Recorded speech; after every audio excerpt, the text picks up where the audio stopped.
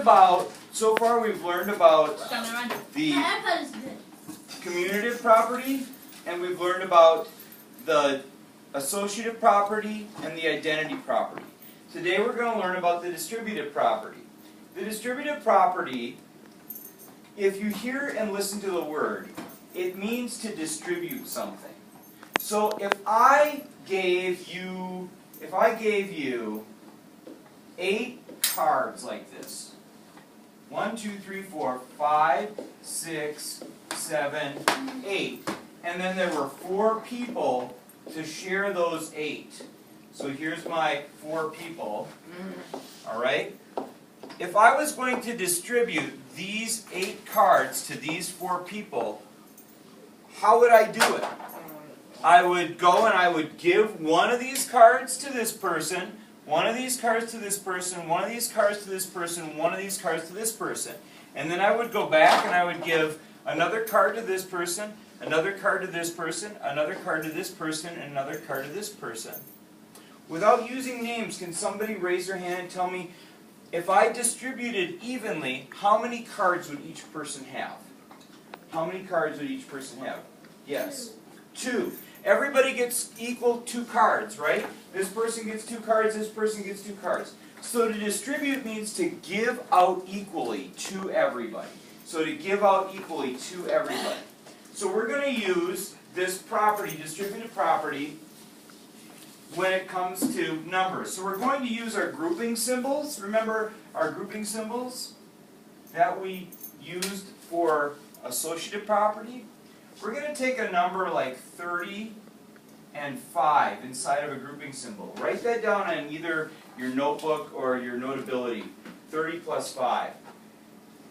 These are like the people, okay? These are like our people. And we're going to take a number and we're going to distribute it to those people. So we're going to take the number 2, okay?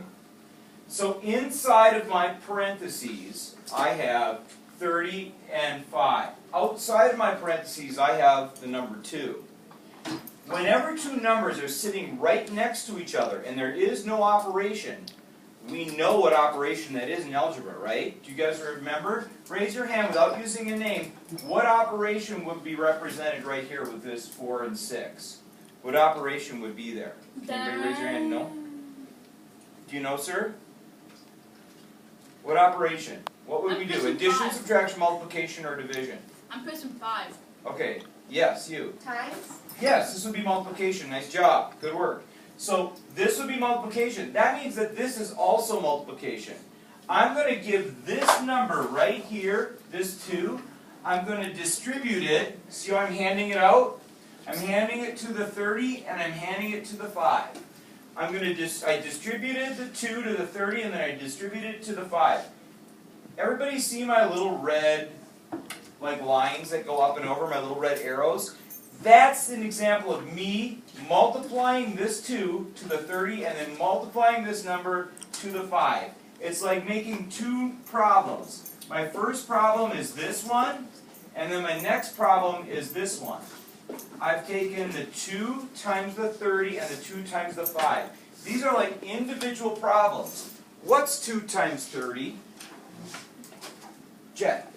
Sorry, shoot. Okay. Student. It's okay. It's okay. We'll get it later. It's okay. We'll get it later. What's 2 times? 60. Yeah. How did you do that in your head, sir?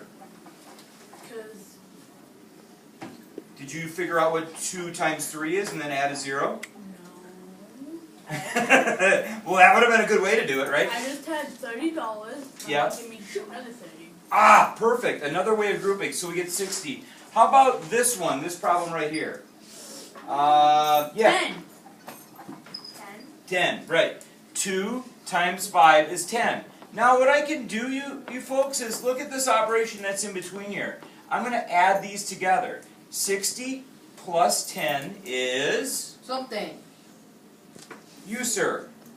What is it? 70. 70. So I use this here.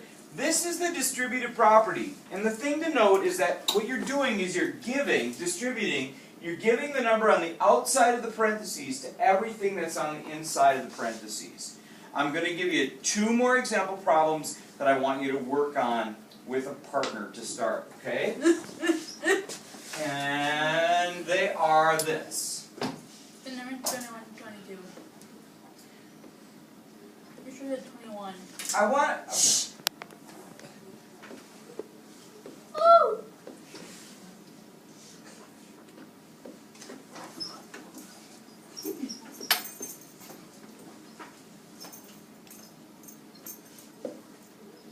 Okay. So raise your hand if you could tell me what I should do first on this top one. Ooh! Yes, sir.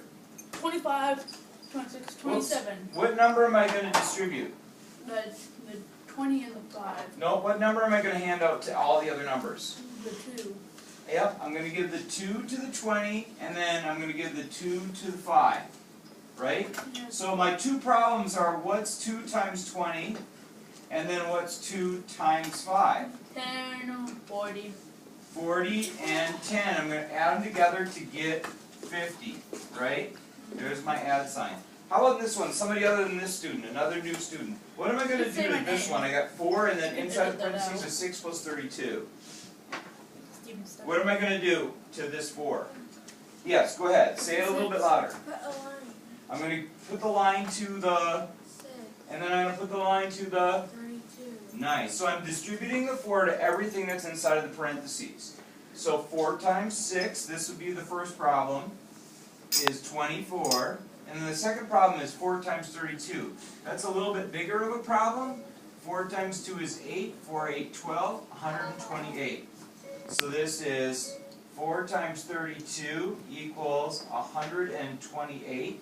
And then I'm going to add those together. 8, 9, 10, 11, 12, 4, 5. So it's 152 is my answer for this one. 152. Oops, Teacher? 152. Teacher, Okay. you can say a name as long as you let me edit it out. I am going to say that that's a wrap for that part, okay?